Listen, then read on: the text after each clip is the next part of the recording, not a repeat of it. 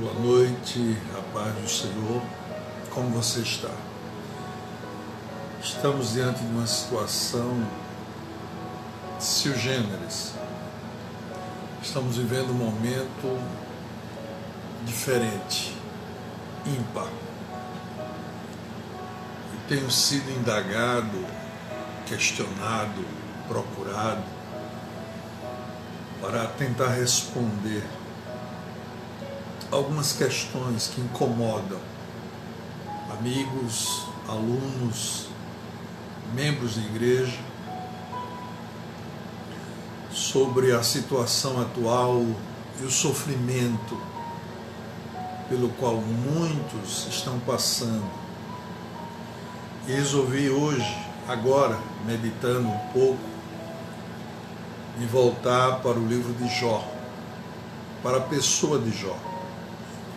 Se você pega a Bíblia, um livro poético, mas eu creio também fático, da história de Jó, não entendo Jó como um personagem fictício, mas um personagem real, que viveu uma situação real, que passou por problemas reais, que tinha família real e que teve dor na alma, mas também dor física. Jó talvez seja o protótipo de emblema de dor que jamais poderá ser superado a não ser por Cristo Jesus na cruz. A Bíblia fala da paciência de Jó, o sofrimento, da dor de Jó. Mas se você estuda a vida de Jó, a biografia de Jó, você vai encontrar nos seus últimos versículos uma expressão que sobressai. Eu não quero começar a falar de Jó pelo começo, eu quero começar pelo fim. Porque no fim da história está registrado: então morreu Jó, velho e farto de dias. Jó morreu então, completado os seus dias aqui na terra. E isto é algo que todos nós, uma certa medida, buscamos. Por mais que você queira se encontrar com o Senhor, eu tenho quase que absoluta certeza que você não quer ir agora. Portanto, Jó é o exemplo de alguém que na sua vida, mesmo em sofrimento e angústia, ele foi capaz de terminar os seus dias e viver uma vida na presença de Deus. Eu diria que é o anelo de cada cristão, de cada pessoa. Mas nós sabemos, ao estudar a história de Jó, que nem sempre foi assim. Jó ele passou por muitos reveses, muitas dificuldades. Em um belo dia ele toma conhecimento do desenrolar de um cordão que traz consigo uma série de nós. Nó na saúde, nó na vida familiar, ele perde filhos, ele perde seus bens, ele perde talvez o calor e o apoio humano da esposa, quando a mesma diz: amaldiçoa esse Deus e morre. Então Jó se viu sozinho. E de repente aqueles que poderiam trazer uma palavra de conforto, de carinho, de ajuda, de sustento para Jó, trazem palavras totalmente contrárias àquilo que Jó estava naquele momento precisando. Eles não foram minimamente solidários para com a dor de Jó. A Bíblia chega a dizer que o primeiro deles, os seus amigos, como que colocando o dedo em riste, disse: Jó, você está vivendo isso aí porque certamente você cometeu algum agravo para com o Criador. Você deve ter pecado, Jó, confessa. Abre a boca, desembucha, vomita o teu mal, o teu pecado, porque é impossível Deus pesar a mão com o peso que está pesando sobre você se você não tem ofendido ao Criador, se você não tem maculado o Criador. Alguma coisa você fez. E agora é a hora de você, enfim, Jó, dizer o que você fez. Afinal de contas, é impossível. Deus é justo. E a justiça de Deus depõe contra essa possibilidade de sofrimento sem causa. Então você pecou. Foi isso que Jó recebeu do primeiro amigo. O segundo veio com uma palavra de juízo, já dizendo: Deus está estendendo a mão contra você. Deus está estendendo não só a mão, mas a espada, a vara de ferro. Ele está te tangendo por conta da sua maldade. Você não é ovelha, Jó, você é cabrito, você é bode brabo. E Deus resolveu agir e te fustigar com vara de ferro.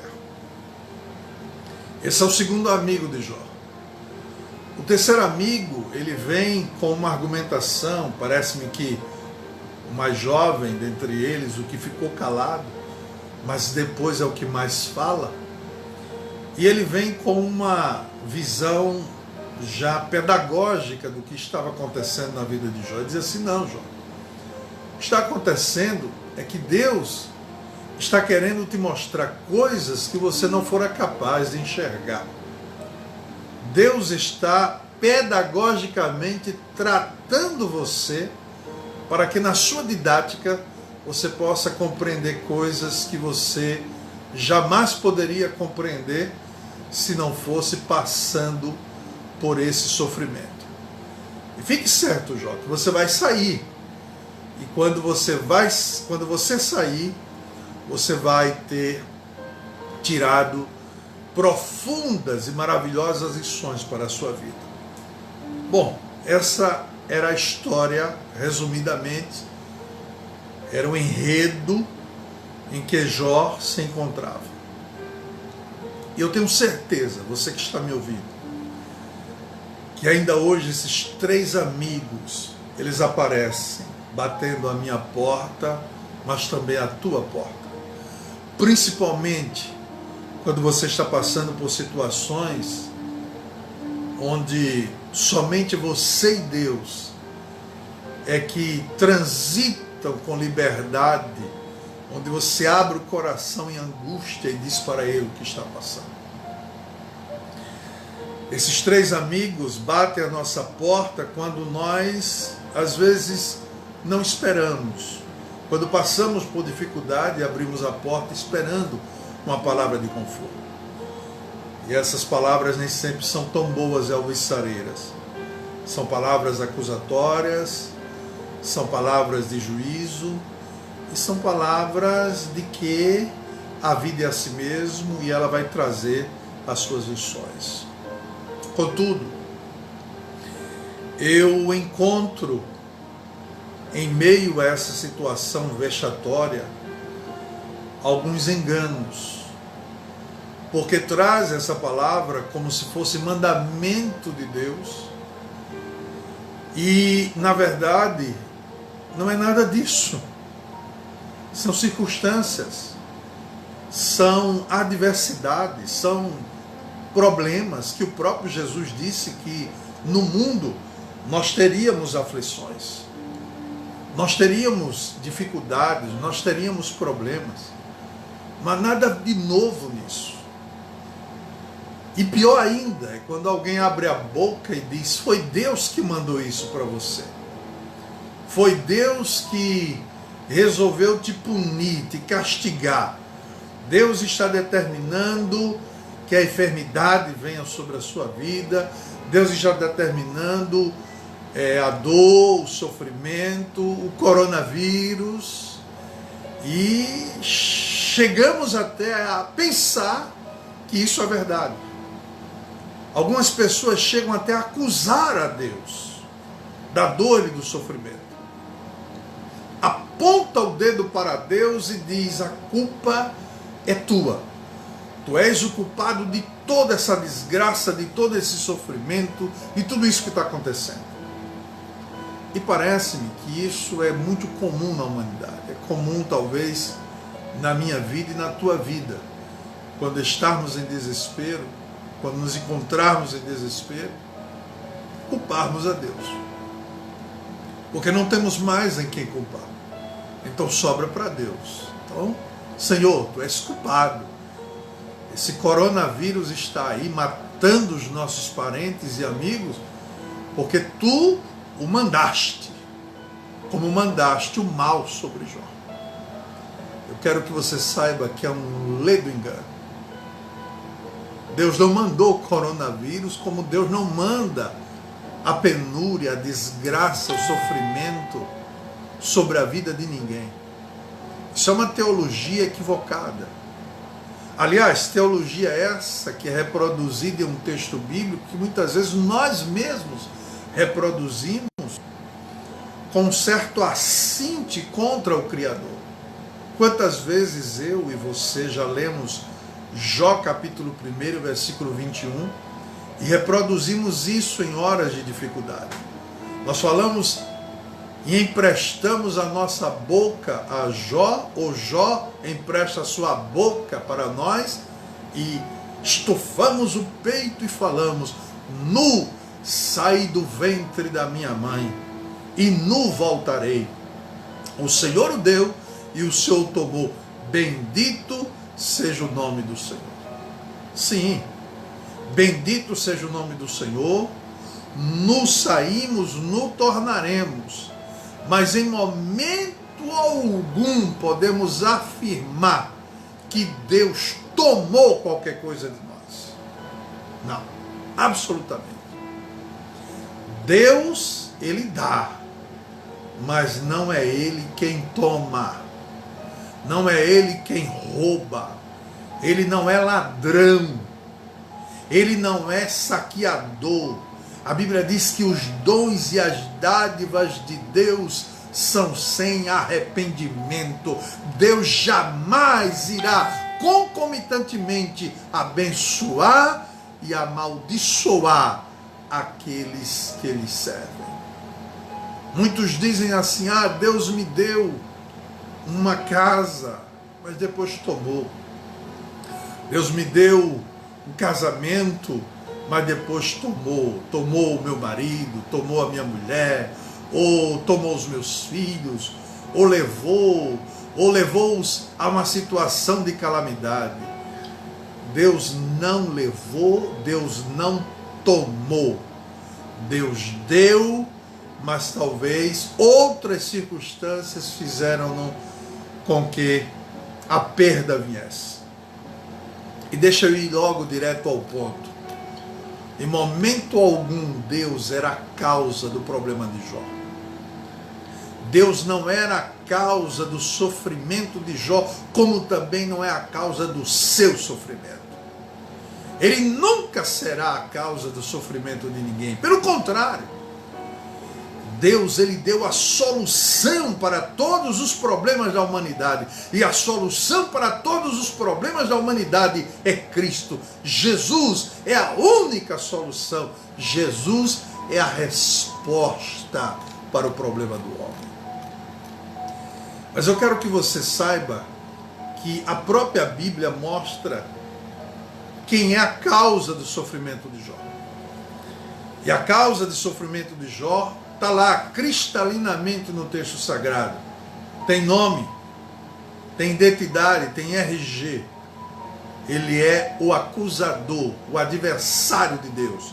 E consequentemente, concomitantemente, adversário meu e teu. Você que me escuta, você que me vê. Satanás é o seu nome. Esse era o problema da causa do sofrimento na vida de Jó e na tua vida e na vida de quem quer que seja.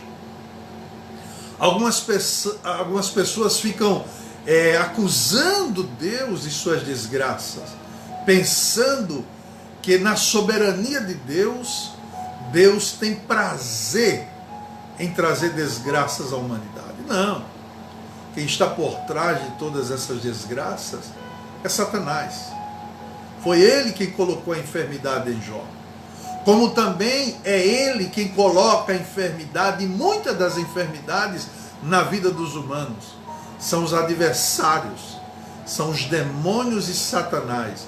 Satanás que está internalizado no próprio homem, por conta da sua ganância, por conta da sua malignidade, por conta do seu flagelo destruidor sobre os seus próprios companheiros, sobre os seus próprios pares.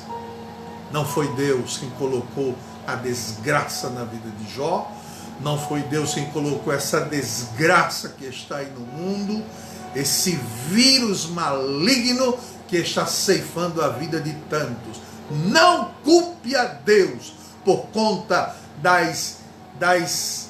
dos descaminhos do próprio homem, por conta das suas ações egocêntricas, malignas, destruidoras, pervertidas do próprio homem.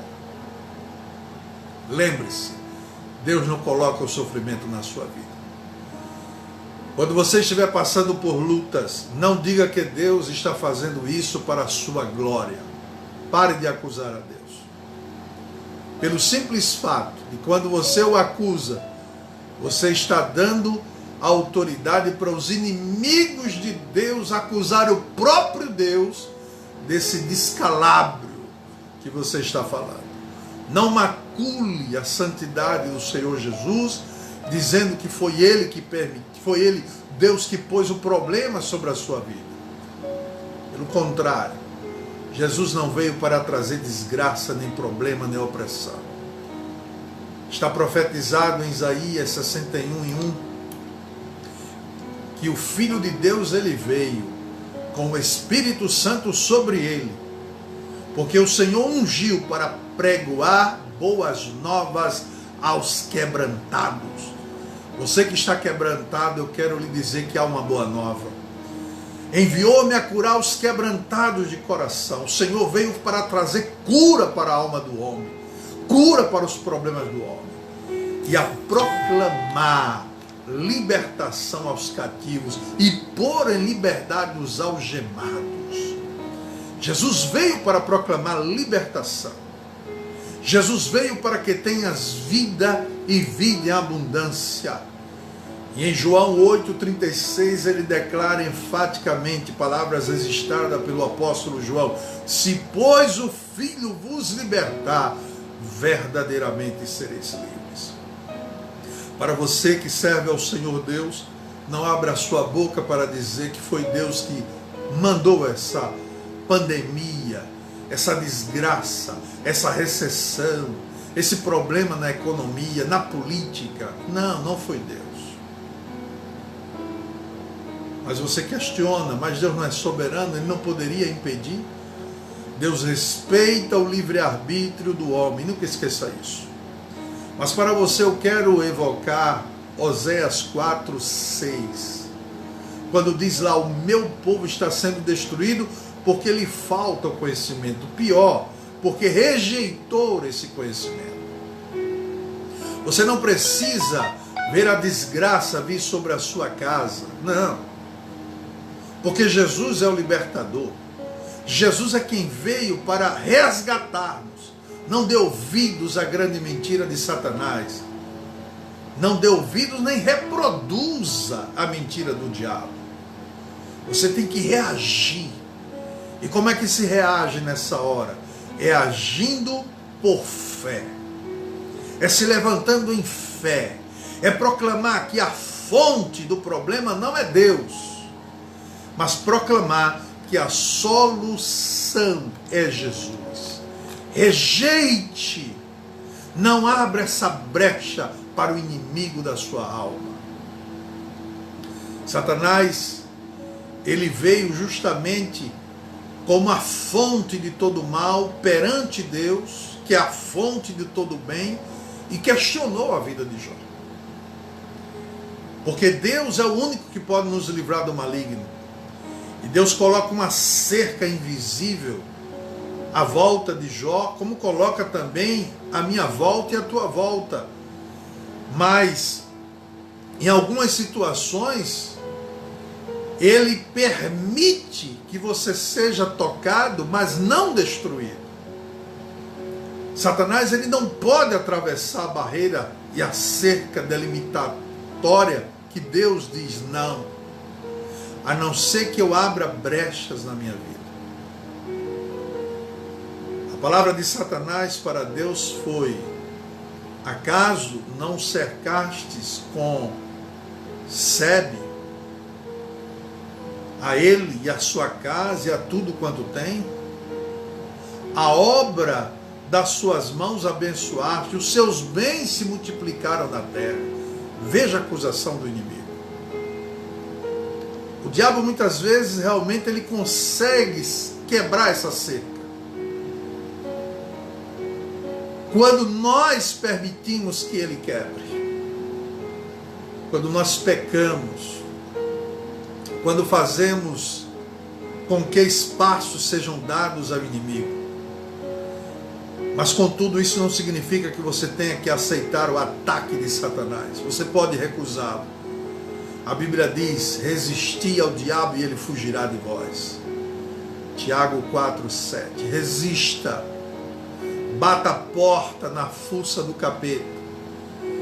Feche a brecha do muro da sua vida.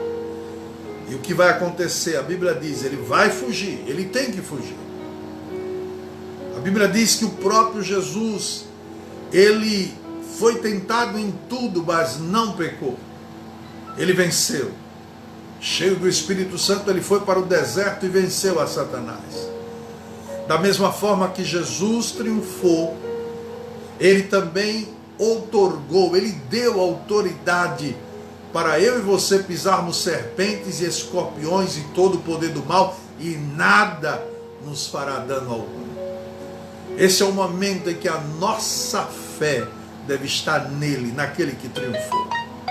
Colossenses 2,15 diz que ele, despojando os principados e as potestades, publicamente os expôs ao desprezo, ao ridículo, triunfando deles na cruz. A cruz é a resposta de Deus para mim e para você vencermos toda a obra que se levanta contra o próprio Deus.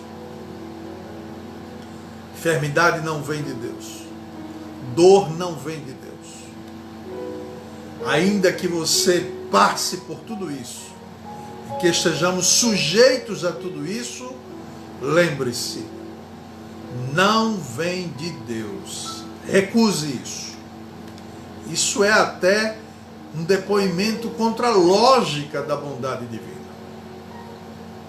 Você tem que conhecer que Deus, ele é sumamente bom e não permite que aqueles que lhe sirvam venham a cair nesse marasmo. Agora, a Bíblia diz claramente que não só Satanás, mas o próprio mundo é a causa de males e sofrimento. Jesus disse: no mundo tereis aflições. Então, de cara, eu vou enumerar 3 grandes causas do sofrimento humano: Satanás, o mundo e o pecado. O pecado, nos seus mais colorários aspectos, desde o egoísmo, o egocentrismo, a ambição, a ânsia pelo poder e todas as demais desgraças que brotam do coração do homem, instigado ou não por Satanás, são as causas dos males pelos quais a humanidade está sofrendo. Não acuse Deus. Não acuse Deus. Não faça isso. Acuse o mundo. Acuse Satanás. Acuse a própria maldade humana. É a maldade humana, é o coração perverso do homem que faz com que ele tire o foco de Deus e coloque no seu próprio umbigo. E queira viver um vitimismo diante de Deus. Ai, Deus, estou sofrendo, tu és a causa. Não. Mas antes de você olhar para o seu sofrimento, eu te convido a você olhar para o sofrimento de Cristo. Esse sim é um tipo de sofrimento que glorifica a Deus. É o sofrimento por causa da dedicação por mim e por você. A Bíblia diz que ele sofreu as dores da cruz por minha causa e por tua causa. A Bíblia diz que em tudo ele sofreu. E por causa do sofrimento de Cristo, você pode encontrar agora, ligados nele, ligado a ele, a recompensa por receber aqueles que também comungam com Cristo. A alegria de ver o fruto do penoso trabalho da alma de Cristo. Paulo, em 2 Coríntios 6, 4 a 10, ele diz: pelo contrário, em tudo recomendamos-nos a nós mesmos como ministros de Deus, na muita paciência, nas aflições, nas privações, nas angústias, nos açoites, nas prisões, nos tumultos, nos trabalhos, nas vigílias, no jejum, na pureza, no saber, na longanimidade, na bondade, no Espírito Santo, no amor não fingido, na palavra da verdade, no poder de Deus, pelas almas da justiça, que é ofensiva, que é defensiva, por honra ou por desonra, por infâmia ou por boa fama, como enganadores e sendo verdadeiros, como desconhecidos e entretanto bem conhecidos, como se estivéssemos morrendo e contudo eis que vivemos, como castigados, porém não mortos, entristecidos, mas sempre alegres, pobres, mas enriquecendo a muitos, nada tendo, mas possuindo tudo. Cristo, tudo. Cristo, esperança da glória. Aleluia. O Senhor Jesus disse que nós teríamos ainda de ser participante das suas aflições. Somos participantes do seu sofrimento. E Paulo, ele continua expressando isso. A lista é longa. Existem muitos sofrimentos que somente o cristão resignado, convicto, que vive em fé, ele enfrenta e experimenta. Mateus 5:11, por exemplo, vai dizer: bem-aventurados sois quando por minha causa vos injuriarem e vos perseguirem, e mentindo disserem todo mal contra vós. Muitas vezes a injúria, a perseguição, as falsas acusações, tudo por causa de Cristo. Mas o próprio Mestre, ele falou no capítulo 10, nos versículos 17 a 20, e eu vou ler para você: e acautelai-vos dos homens, porque vos entregarão aos tribunais, e vos açoitarão nas suas sinagogas. Por minha causa sereis levados à presença de governadores e de reis, para lhes servir de testemunho a eles e aos gentios. E quando vos entregarem, não cuideis em como ou que haveis de falar, porque naquela hora vos será concedido o que haveis de dizer, visto que não sois vós os que falareis, mas o Espírito de vosso Pai é quem falará em vós. O cristão está à mercê desse ódio mundano, vulgarmente pernicioso. O mundo O mundo, eu falo aqui, é esse sistema orquestrado, esse cosmos que tem um ditador espiritual maligno que é Satanás. Esse mundo nos odeia. Fique certo disso, no mundo tereis aflições. E foi Jesus quem falou. Em João 15:18 ele disse: se o mundo vos odeia, sabei que primeiro do que a vós outros me odiou a mim. Se vós fosseis do mundo, se vivesseis como o mundo quer que viva, se amassem o mundo, se falassem como o mundo, se cantassem como o mundo, se vivessem uma vida mundana, então o mundo amaria o que era seu. Como todavia não sois do mundo, pelo contrário, dele, disse Jesus, vos escolhi, por isso o mundo vos odeia, vos odiará. O sofrimento, segundo Jesus Cristo, se traduz em perseguição por causa da justiça, em rejeição pelos homens, em ódio do mundo. A Bíblia chega a dizer que um irmão entregará à morte outro irmão, e o pai ao filho, o filho haverá que se levantará contra os progenitores, e chegarão ao ponto de serem parricidas, o matarão, sereis odiados e todos por causa do meu nome, disse Jesus. Mas ele deu-nos uma palavra de alento, de segurança e de encorajamento.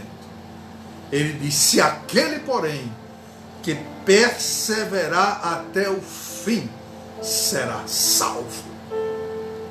Vivemos dias apocalípticos e eu insto você à perseverança. Persevere. Não se deixe levar pelas circunstâncias adversas que você está vivenciando e que certamente ainda vivenciará. Porque não chegamos no fim. Estamos vivendo o princípio das dores. Mas o Jesus que disse que você vá até o fim, persevere que você vai ser salvo, é aquele que tem poder para te dar paz e segurança nesse momento de pandemia e de colapso na saúde, na política, na economia. Só não pode haver colapso na sua fé, na sua vida espiritual. Porque você crê naquele a quem foi profetizado: e porás o seu nome Jesus, porque ele salvará o seu povo dos seus pecados. Se a tua vida está em Cristo, você está seguro. O grande problema da humanidade está aí, a pandemia assoladora que destrói a humanidade é o pecado. E é o pecado que gera outras pandemias. Mas Jesus disse na sua palavra, pela instrumentalidade do apóstolo São João, que escreveu: se confessarmos os nossos pecados, ele é fiel e justo para nos perdoar os pecados e nos purificar de toda a injustiça. Jesus tem poder de apagar essa praga, essa desgraça chamada pecado. Pior do que o coronavírus. Porque o coronavírus mata o corpo se chegar à sua fatídica condição de ação. Mas não pode matar e destruir a alma. Mas o pecado destrói e mata a alma e lança no inferno. Você tem que estar devidamente imunizado contra a chaga maligna que destrói a humanidade, chamada pecado. E somente ele pode fazer isso. Somente Jesus é que tem poder para fazer isso. Você pode agora, em sincero coração, em plena certeza de fé, tendo o seu coração purificado de má consciência, se chegar a ele, que ele vai te ouvir e ele vai te perdoar. Deus perdoa e apaga a cicatriz do teu pecado. O fruto do pecado é a morte, mas o fruto do perdão é a vida, e a vida eterna em Cristo Jesus. Você precisa entender que a experiência de receber Jesus como o único que pode trazer lenitivo para a alma, só a tem aquele que se lança a seus braços em fé. Søren Kierkegaard foi um filósofo europeu do século XVIII, XIX, e ele também foi teólogo. É chamado hoje o pai do existencialismo. E ele dizia que fé é um salto no escuro. Eu discordo de Søren Kierkegaard. Apesar dele ser notadamente cristão por suas obras e ter inúmeras verdades no seu pensamento filosófico, ele talvez não fora feliz em dizer que fé é um salto no escuro. Porque do ponto de vista da ciência, do ponto de vista da filosofia, pode até parecer um salto no escuro, mas não é. É um salto na providência. E a providência, para o que crê, para o cristão, jamais se traduz em escuridão. É luz, e luz meridiana. Fé é um salto, não no escuro, mas um salto na providência divina. É um salto sabendo que tem um Deus que irá ampará-lo. É um salto sabendo que você não vai cair no penhasco, mas que você estará seguro, porque as mãos do Todo-Poderoso há de te segurar nessa hora difícil. Isso é fé. E eu te convido a você viver essa fé. Eu te convido a você rejeitar tudo aquilo que é negativo, tudo aquilo que vem palavra contra a sua fé e afirmar a tua ligação com o dono da fé. E começa a gerar frutos. Frutos de palavras que saiam da tua boca em fé. De ajuda àquele que está precisando. De estender a mão, de oração. Frutos, porque você está ligado na videira. E é ela que garante que você dê esse fruto. Jesus disse em João 15, 2 e 3. Todo ramo que estando em mim não der fruto, ele o corta. E todo que dá fruto limpa, para que produza mais fruto ainda. Vós já estás limpo pela palavra que vos tenho falado. João 15, 2 e 3. Essa palavra tem poder de limpar, essa palavra tem poder de gerar fruto, essa palavra tem poder de fazer coisas extraordinárias. No versículo 7 ele diz, Jesus, se permanecerdes em mim e as minhas palavras permanecerem em vós, pedireis o que quiserdes e vos será feito. Abrace a essa palavra. Peça a Deus, busque. Mesmo que você esteja passando por provação, você precisa se alimentar dessa palavra. Essa palavra vai te dar ânimo, vai te dar vigor, vai te dar vida. Você precisa ter saúde no seu espírito e na sua alma. Você precisa ter saúde, ainda que o seu corpo esteja debilitado. Conhecendo essa palavra, você pode ter vida segura em Deus, vida vitoriosa, vida plena, cheia de gozo e alegria, mesmo em meio à pandemia. Tiago 1, 2 e 4. 2 e 4 diz, meus irmãos, tende por motivo de toda alegria o passar por várias provações, sabendo que a provação da vossa fé, uma vez confirmada, produz perseverança. Ora, a perseverança deve ter ação completa, para que sejais perfeitos e íntegros em tudo e em nada deficientes.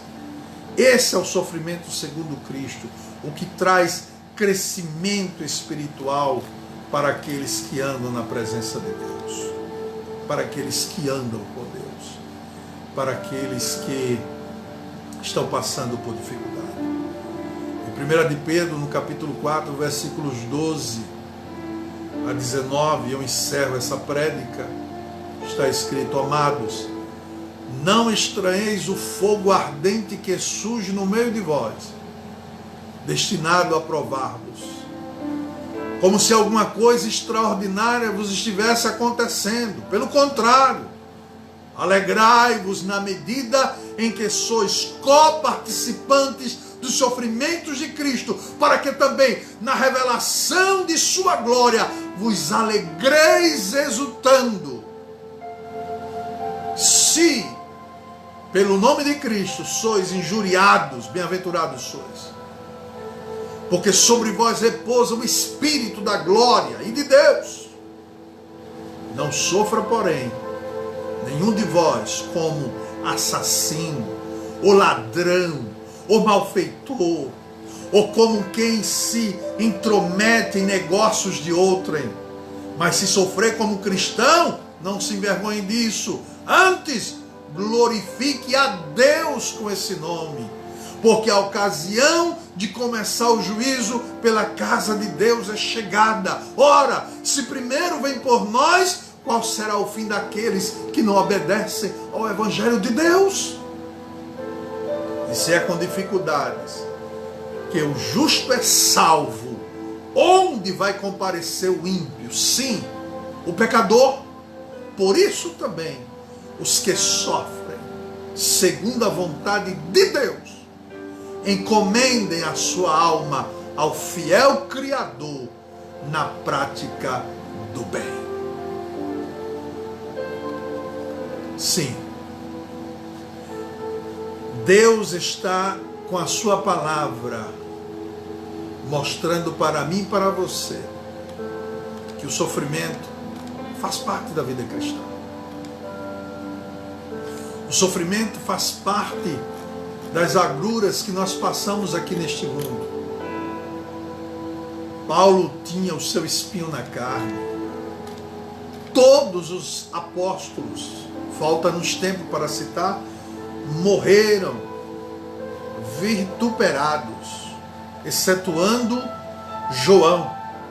Os demais passaram por situações de angústia, de dor, de sofrimento.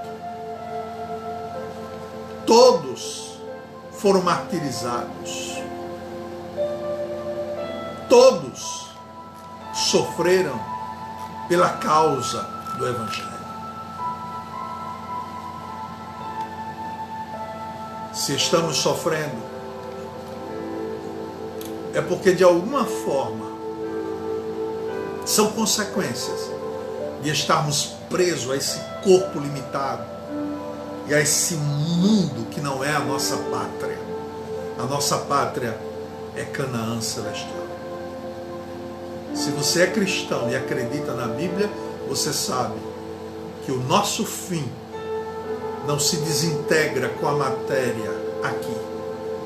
Há uma transcendência, há uma fé metafísica que vai além do físico, e que é nisso que nós cremos e vivemos em função disso. Pregamos isso, portanto vivamos isso. Se pregamos isso, vivamos isso. Se vivemos isso, não há por que agora escabelarmos. Antes, lançarmos sobre Ele toda a nossa ansiedade, porque Ele tem cuidado de nós. Pai, eu te peço agora em favor daquele que foi alcançado com esta palavra, que de alguma forma ele encontre paz, lenitivo, ele encontre colo, ele encontre afago nos teus braços. Ajude, envolve-o agora com a tua presença. É o que nós te pedimos, no nome do Senhor Jesus. Deus te abençoe. Resolvi fazer essa live essa hora, porque veio ao meu coração, estava meditando. E por que não compartilhar com os meus queridos amigos. Deus abençoe, fiquem na paz, saúde e bom encontro para todos vocês.